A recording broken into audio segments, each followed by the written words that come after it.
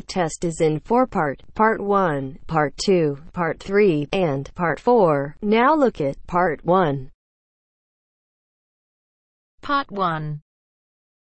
You will hear a conversation in a gym between a customer and a receptionist. First, you will have 20 seconds to look at questions 1 to 3.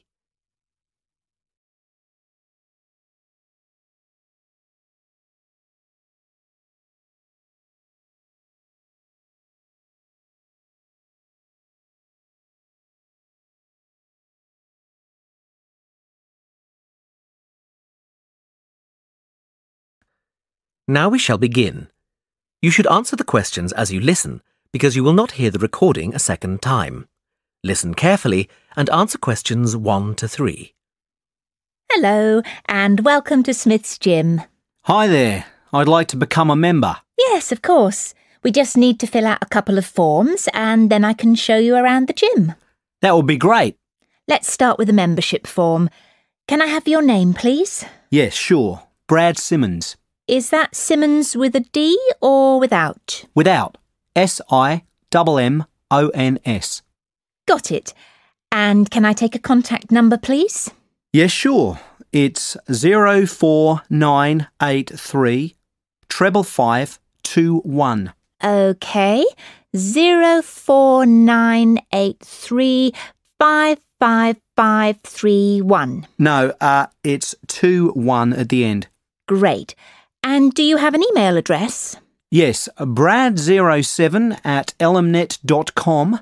That's ELEMNET.com. Right. Now, we've got 3 membership types here. Bronze, which is just off peak and costs £21 a month. Silver, which means you can use the gym at all times. This is £36.50. Or for just £5 more, you can get a gold membership, which gives you free access to the squash and tennis courts and all classes. For now, I think I'll just take the silver. That's fine, sir. That'll be £36.50 a month. Great. When can I start? Well, you'll need to have an induction first. We have spaces at 2:30, 4:45 and 8:15 tomorrow. Would any of these be suitable? I can't do tomorrow. Do you have anything for Saturday? Is that the 12th of November? No, it's the 11th. Yes, that's fine. Would 2:30 be okay? That's fine. I'll book you in with our trainer, Rob Ellis. Now, would you like me to show you around? That would be great. Before you hear the rest of the conversation, you have 20 seconds to look at questions 4 to 10.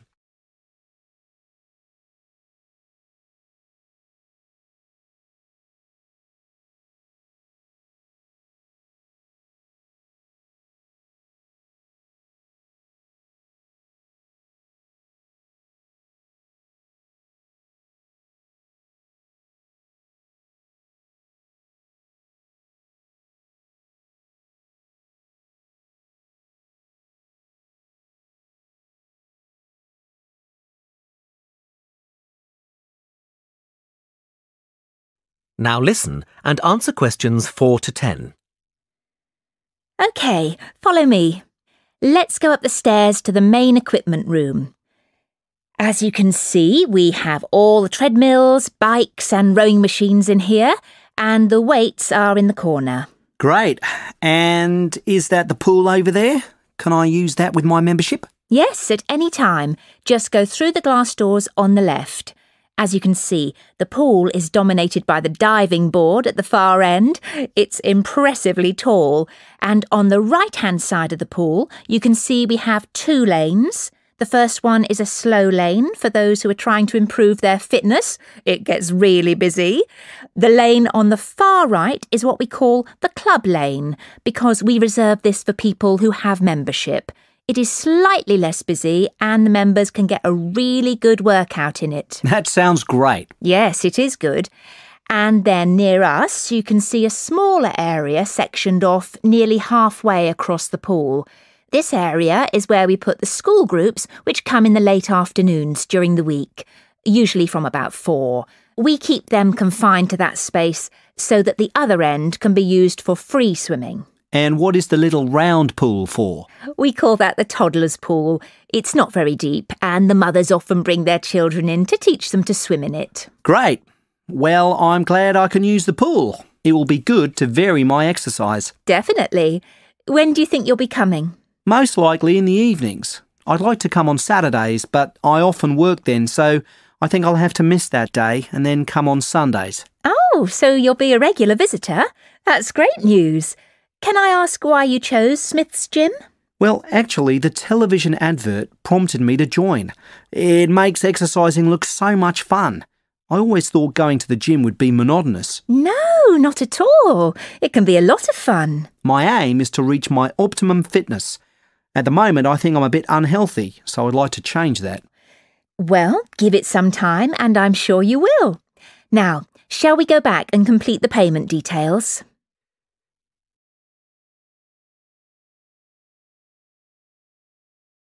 That is the end of part 1. You now have half a minute to check your answers.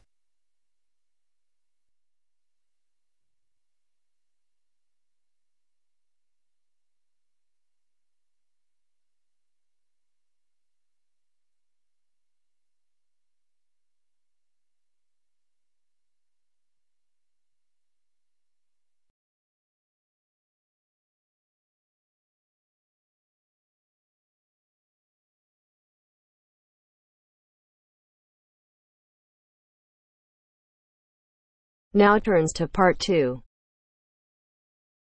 Part 2. You will hear a tutor giving students a tour of a self-access centre. First, you have some time to look at questions 11 to 16.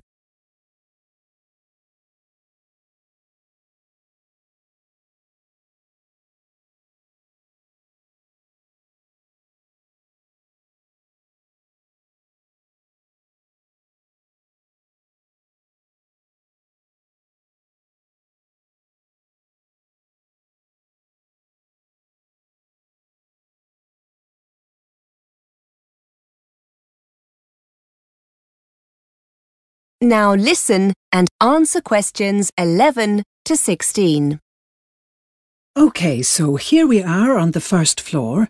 The self-access centre is just along here on the left. This room's very popular with students and can get quite busy. When it's quiet, you can come here as often as you want, but if there's a lot of demand, such as coming up to exam time, we have to limit sessions to make sure everyone gets a chance to use the resources. If you'd like to follow me in. So, here we are. As you can see, it's a lovely bright room with lots of resources to help you with your English studies. Over there against the wall, we have a row of internet-connected computers. As you can imagine, these get taken very quickly with students wanting to check their email, Facebook, that kind of thing. Because of the demand, we ask students to try and stick to about 30 minutes maximum. You'll need to log in with your username and password. You should have created these already during your induction. Please do not share your details with anyone else, and please make sure you read our policy on using the internet. I mentioned the help desk earlier, and that's it over there, just past the computers in the corner. There are usually 2 members of staff available to help you, and these will often be teachers, so if you have any language questions, that's where you can go. Now, over there you can see the reference section. You'll find dictionaries, exam practice tests, vocabulary and grammar books. I should point out that these books are for reference only, and we don't offer a loan service. We are allowed to make photocopies of 1 or 2 pages, so if there's an exercise you need a copy of, ask the staff to help. Now, these computers on the oval table here, they're our high-spec PCs.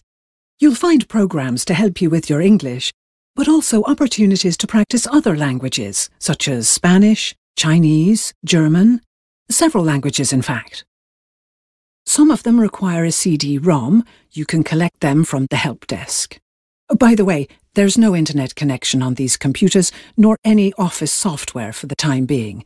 If you want to do any word processing, you'll need to use one of the laptops we keep for this purpose. Again, see the staff if you need one of these. Before you hear the rest of the tour, you have some time to look at questions 17 to 20.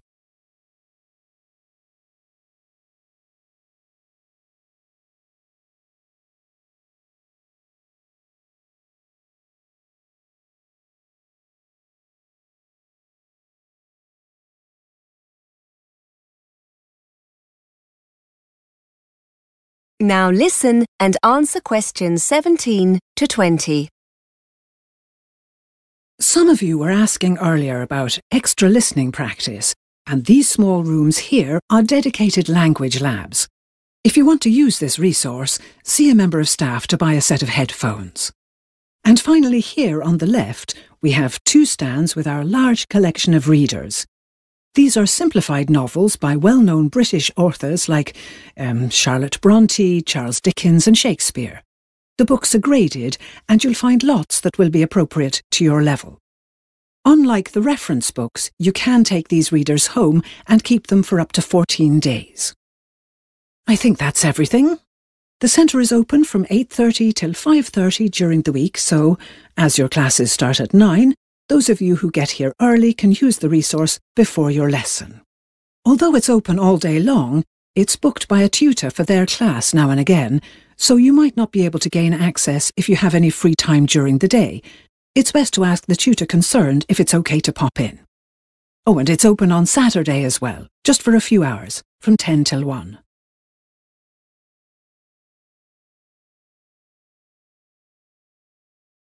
That is the end of part 2. You now have half a minute to check your answers.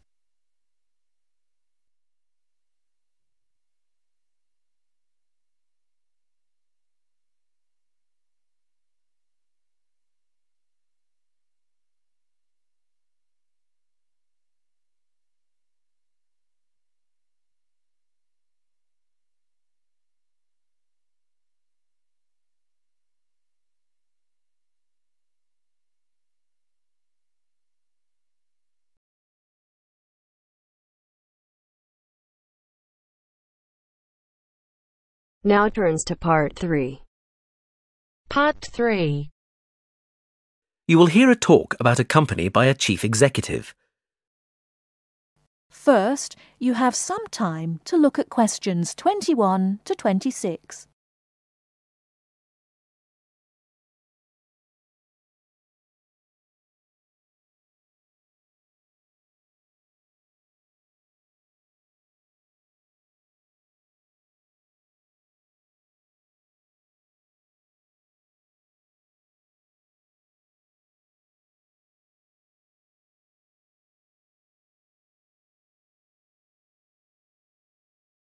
Now listen carefully and answer questions 21 to 26. I'd like to start by welcoming everyone to our annual meeting and thanking you all for your hard work. It's been a great year for us in terms of expansion and optimising business opportunities, and I'm pleased to say that Benchmark Consulting is a thriving, successful company. I'd like to take this opportunity to give you an overview of where the company began and where we'll be going in the next 10 years. For those of you who've been with the company since the start, sorry if you already know all this, but we have so many new staff members that I thought it would be worth filling in some background information. Benchmark Consulting was set up in 2000 by James Cox, a local entrepreneur who opened the first office in Melbourne. His real achievement was to create a new consultancy system which enabled clients to see which of the key areas of their business needed strengthening. James was incredibly successful with his system and started the company off on a journey of expansion. He retired in 2006 and was succeeded by Fred Montgomery. Fred shared James's views on consulting and continued the expansion. He increased revenue to $5 million and opened a new office in Perth. Soon the Benchmark Consulting system had become just that, the benchmark for many other consulting firms, and Fred took the opportunity to sell Benchmark for $10 million in 2008. Our new owners are, as you know, TFB Group Limited, and their investment has allowed us to build our brand new headquarters here in Sydney.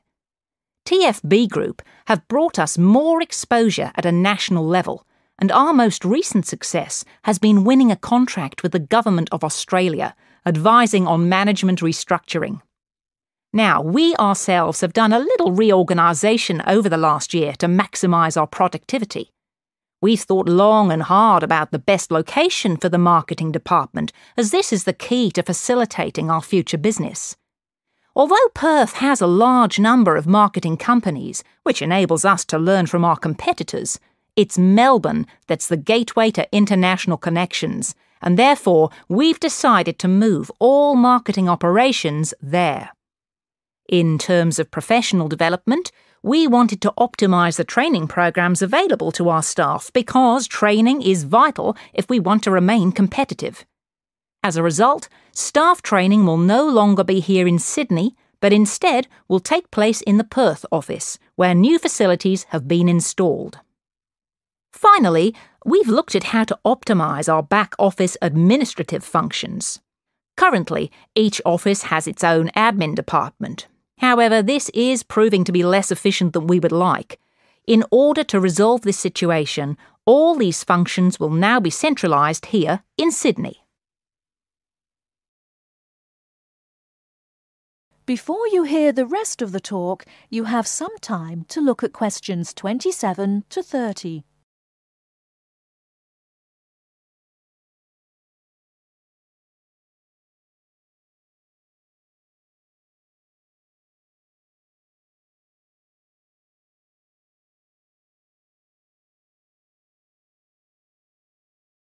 Now listen and answer questions 27 to 30.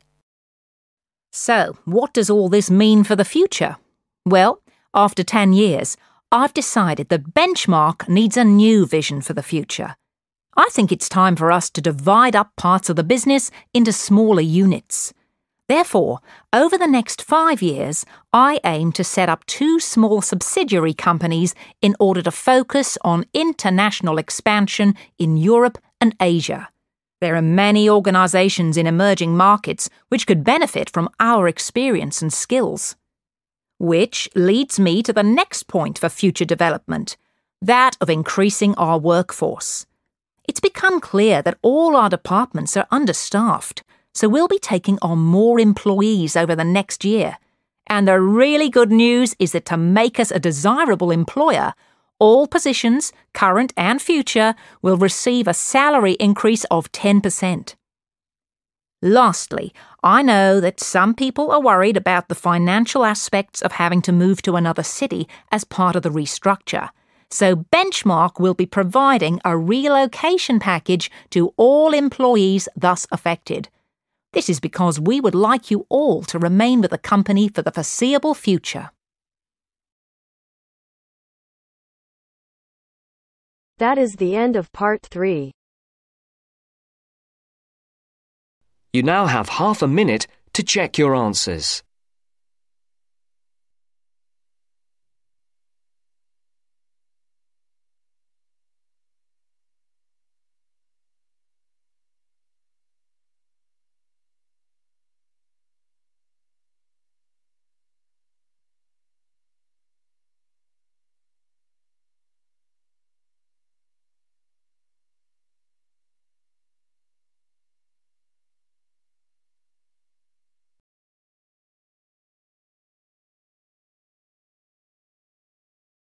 Now turns to part 4. Part 4. You are going to hear a student giving a talk about her research project on the subject of urban design.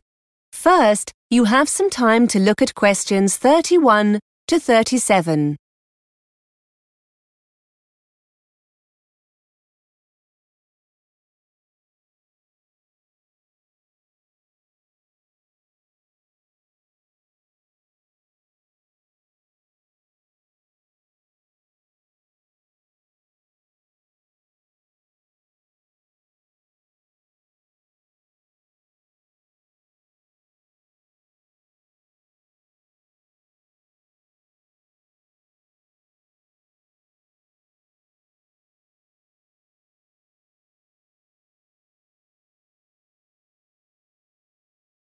Now listen and answer questions 31 to 37.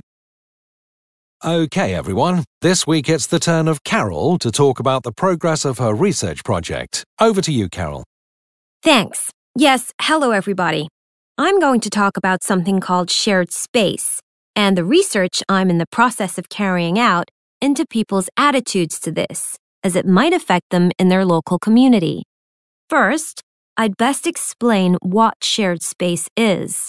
In essence, shared space is an approach to urban design that attempts to open up main street junctions more to pedestrians by reducing the dominance of motor vehicles. It's a form of planning associated with a Dutch road traffic engineer called Hans Monderman, who believed that, by sharing the space available, drivers become more aware of pedestrians and drive more carefully. Pedestrians are able to move more freely in this shared space, and the number of accidents is reduced. Shared space design is usually employed in urban centers where pedestrians congregate, such as in shopping areas. It usually results in demarcations between vehicle traffic and pedestrians being reduced or removed altogether. This includes features like curbs, road surface markings, and traffic signs. There are many examples of shared space in operation abroad and in the UK, for example in Kensington High Street in London and Giles Circus in Ipswich. In addition to a decline in accidents, those in favor of shared space also claim additional benefits such as a reduction in unsightly street furniture, like signs and metal guardrails, which can be replaced with more trees, planters, seating areas, and other aesthetic improvements determined by local people.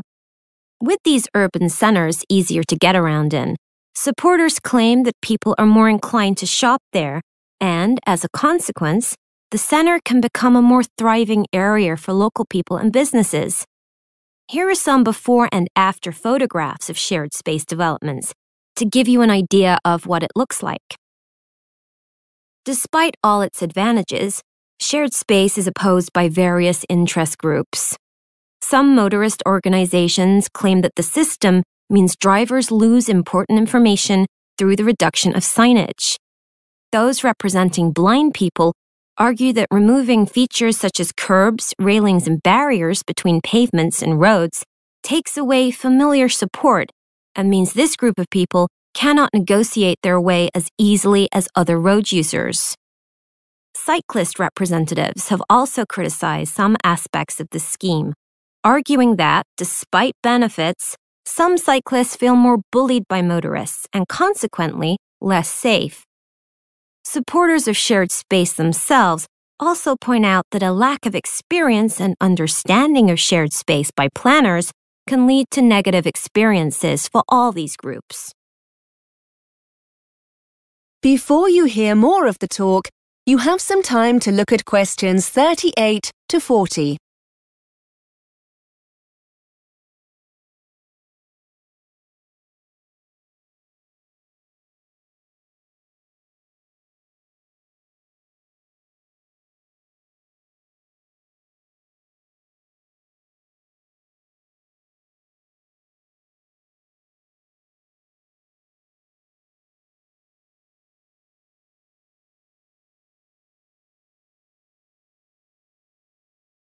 Now listen and answer questions 38 to 40. To carry out my research, I approached a local campaigning group in my area who were interested in adopting shared space in our local shopping center. I discovered that they were very keen to get feedback from local residents on shared space, and because of the experience I'd gained in research methods, they were keen for me to construct a questionnaire for them. The focus group have a website and an active social media presence, and they decided that the questionnaire will be available as an online survey. Hard copy questionnaires will also be used for face-to-face interviews. There are plans to leave paper questionnaires in the local library, but this is still under discussion.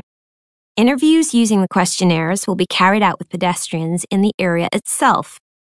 The group don't have the resources to deliver additional questionnaires to the homes of local residents, so this option was dropped. We have met on several occasions to agree on the data the focus group need. I've pointed out that if they want valid results, the questions must be totally unbiased and not in any way loaded to encourage participants to give the preferred answer. Also, we mustn't assume that participants have sufficient information to answer these questions. We're currently looking into how we can best present the concept of shared space during interviews. I've designed some of the questionnaire, and I'd just like to spend a few minutes going through it with you. I'd be grateful for any feedback you have.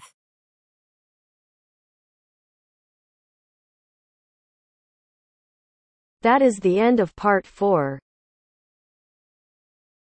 You now have half a minute to check your answers.